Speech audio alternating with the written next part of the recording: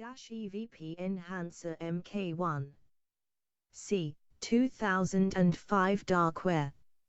All rights reserved.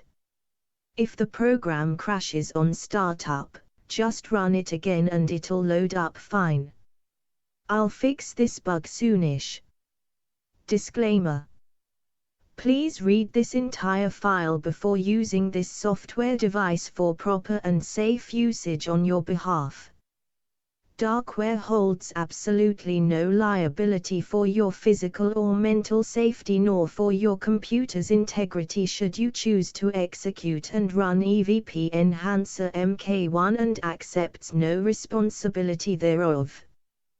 By executing and running EVP Enhancer MK1 you are agreeing to this disclaimer and release Darkware from all potential liability. If you do not agree with this disclaimer then please erase all files related to EVP Enhancer MK1 from your computer immediately. No text from this file may be represented elsewhere in any form or fashion in part or in whole without exclusive expressed permission in writing from Jack Dark. Throughout the course of this file all first-person references refer to Jack Dark. EVP Enhancer MK1 Help File. Contents: 0 to the skeptics. 1. EVP in concept. 2. How EVP is captured using stochastic resonance. 3. EVP and your safety. 4. The purpose of EVP Enhancer MK1. 5. How to use EVP Enhancer MK1. 6. Utilizing EVP Enhancer MK1 presets. 7. EVP Enhancer MKII. 8. Further investigation into EVP. 9. Conclusion and final thoughts. 10. Credits and gratitude. 0 to the skeptics. There has always been a large debate as to where EVP comes from. Opinions vary widely between skeptics and believers.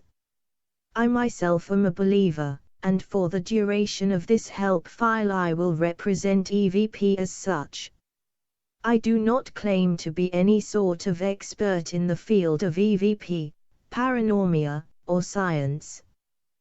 The information presented as such consists of my personal deductions and opinions only, and shouldn't be taken for more.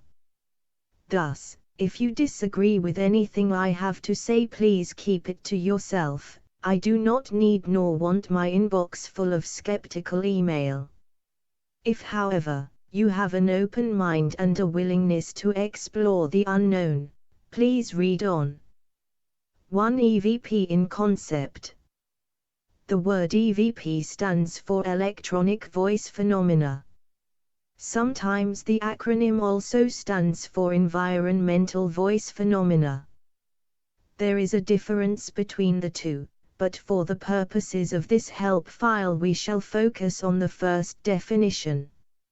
EVP in its most basic form is the miraculous appearance of audible speech appearing on audio recordable media when no such speech should be present. EVP has an extensive and rich history, beginning with the very first audio recordable media and continuing to this day. True EVP, I and many others believe comes from trance lives, or dead people, though calling a person removed from their flesh body dead is a paradox at best. An allusion to a driver outside their car is closer to the truth. Regardless of the concept of death, one could interpret EVP as ghost talk recorded on tape. But what is a ghost's voice? There are many theories as to how a ghost can talk considering the flesh of the vocal cords is non-existent in their predicament. I however, have my own highly unscientific opinion as to how this is possible. When I read, I hear my own voice in my head. Before I speak, if I pay close attention, I notice that before every word I say, I can hear myself think it first. But what is this voice in my head? Where does it come from?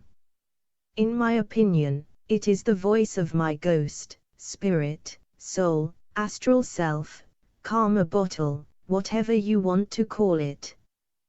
This ghost, I believe, consists of a sort of electromagnetic energy which is nearly undetectable in its natural resonance. Actually, I believe the entire universe consists of electromagnetic energy in various resonances.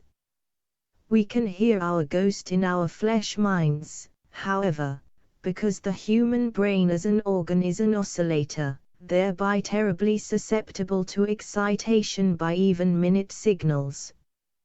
By being stimulated by electromagnetic energy, such as that of a spirit's voice, the two halves of the brain create a binaural resonance, sympathetic stochastic resonance enhancement perhaps, see below.